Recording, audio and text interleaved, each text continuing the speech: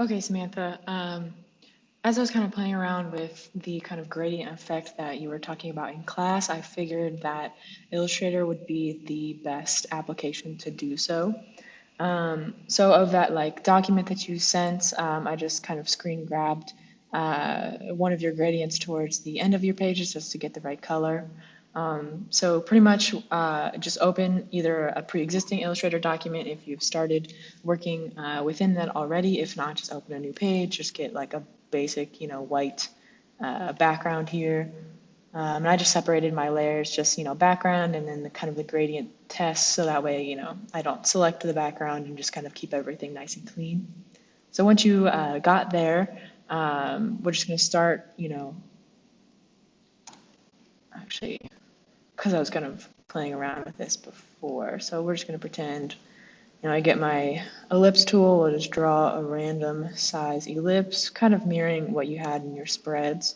So let's just say that's like the size we're going for. And this is actually where we want to use our gradient tool to kind of judge where that like color halftone taper kind of starts and ends. So the gradient tool is right here. So usually you could just double click on this and then this panel will pop up kind of on the side, but I just pulled it out for kind of the demonstration right now. So make sure you select the oval and you tap the gradient tool, then it will be applied. And then you could edit gradient. So as I was kind of playing around with earlier, black and white is like the default gradient when you turn the setting on. So this is pretty much how it'll look when you start. And when you do edit gradient, this like line, kind of shows up with this dotted circle around it to kind of inform you where the gradient will start and stop. So to kind of get the full effect of the oval, we're actually just going to stretch this to each side of the oval as well as adjust the top just to get that oval shape that you're kind of wanting in your designs. And we're just going to be working with black and white right now. We'll do, and apply your color towards the end, but it actually works a little bit better if you just start with black and white. So pretty much going to apply your color towards the beginning, and then this is like that, mesh or blending tool. So just kind of have your black as close as you can to the center and then adjust this, somewhere along those lines.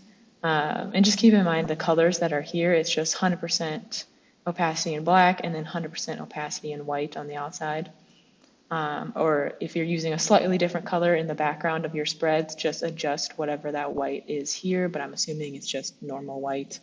So once you have that done and you're kind of happy with the way that that gradient is working, this is kind of the preview. So again, we'll click on that. You go up to your effects panel, you go to pixelate, color halftone. And so a few things kind of pop up here. So we have the maximus radius or max radius in pixels. So the higher this number is, the larger your like halftone dots will be. So for example, and just kind of leave all of this alone. You could just change all these parameters to 0. So just for example, if we click 10, obviously the individual pixels are going to be pretty small. So if you just undo that, go back to Effect, Pixelate, Color Halftone. So obviously the smaller the number, the more pixels, or smaller the each like circles will be, and the larger the number, the more space in between, and the larger the circles will be. So let's just say we put 100 in there, and then they're going to be sitting at that size. So depending on kind of what style you want, and how large you want like those color halftone circles to be. I think I was experimenting with something around 60, maybe 70 was a good kind of middle ground. So once you get that, and let's say if you're not quite happy with the way the gradient is showing up in your circle, you could always go back.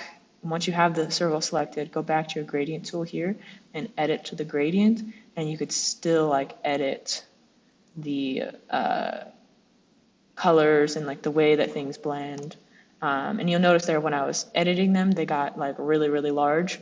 Once you like click off of it, it will go back to the original settings. And for some reason, if it doesn't, then just make a new gradient and then apply the new your new gradient to then the same halftone like settings that you set up. So once you're kind of at this point, you'll notice that it's just kind of in this circle shape, and it is still, kind of has that like pixelation to it. So pretty much what you want to do to apply the color, and then when you bring it over into InDesign, you'll just make a copy of this. So Command C, Command V. And it might take a minute or two since there's kind of a lot going on in the graphic element that we have here. So what you want to do is, just so we can get rid of, I'll kind of pull it down here so it's a little easier to see. So just so we get rid of like the background, like white texture, you could just go to Object, Rasterize. Make sure you hit Transparent. All these resolutions are as high as they could go. So 300 PPI, CMYK is fine. So this will basically turn it into an image. And then we want to image trace with silhouettes. And then it turns it into that like transparent PNG. And from there, you'll just go ahead and hit expand. And now it's really those vector graphics, or like those vector-based graphics, and you no longer have that like pixelation when we originally made the gradient oval. And then this is where you'll just hit Command I or your eyedropper tool, and then you could change the color. And then that will kind of be the effect on your page. And even from here, if you're not quite liking how like some of these dots like end abruptly or something like that, you could just take your eraser tool within Illustrator. I believe it's Shift E, and this brush kind of comes up.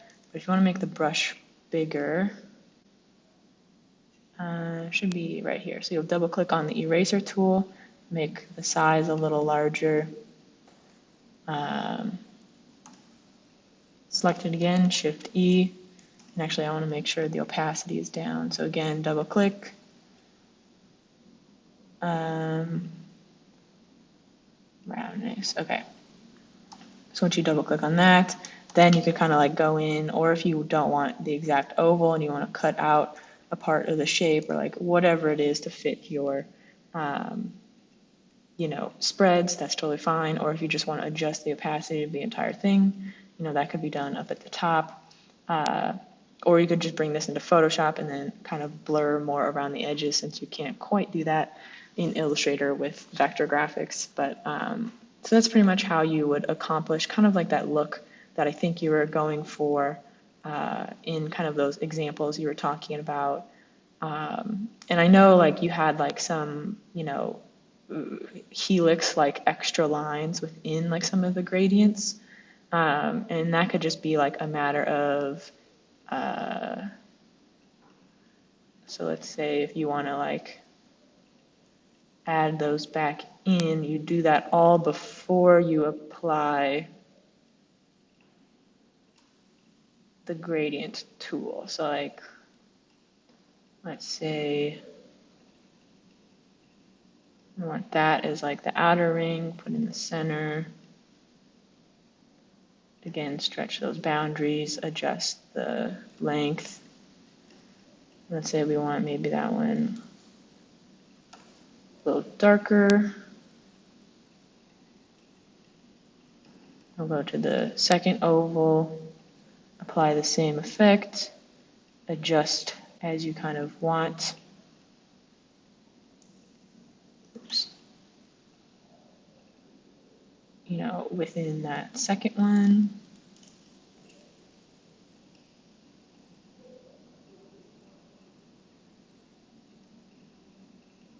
And again, we'll just kind of adjust the shapes of that.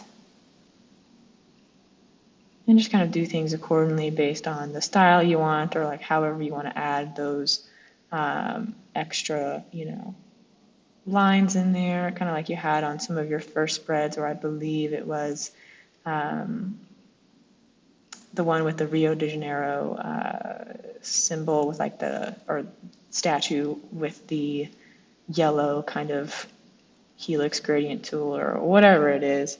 Then I believe, let's see if you could do this all at the same time. I'm curious.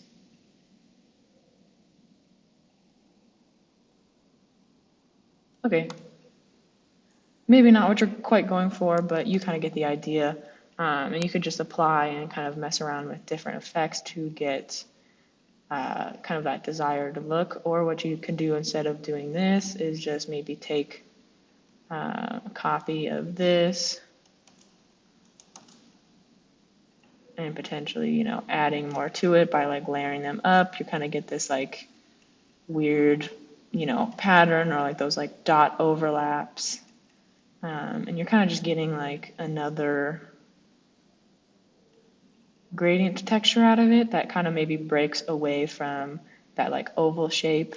So even if you wanted to copy and paste that again, even make like these smaller within the same thing, and how that's already kind of creating a different like pixelated look and like almost like an airbrush effect if you like copy and paste like the same you know, helix or circle over each other. And you're kind of already getting that effect. And even like this really cool like overlap kind of saying it's kind of creating like this like other pattern in there. So that's a really unique feature you could include in there too. So hopefully this helps. And you know, if you want to know a little bit more, just kind of email me any more questions you have or anything like that. But let's say, you know, this is the final product you want to bring into your InDesign document. You'll make sure, you know, this is artboard 1, so you just go File, oops, you just go File, Export, File, Export As. You know, just save it to a common place, or if there's a folder that you've been using, make sure you have PNG selected. You select the artboard it's on, so my artboard I'm working on is 1. And when you do this, make sure you have high resolution, so 300 ppi, and then you hit transparent. And then you could hit OK, and it exports to your desired folder. And it'll pretty much look like this, and everything in white will still be transparent because that's how you export it. So like I said, again, hopefully that helps. Let me know if you have any more questions. And I'm curious to see how you know, you incorporate these halftones into your work for Tuesday. Thanks.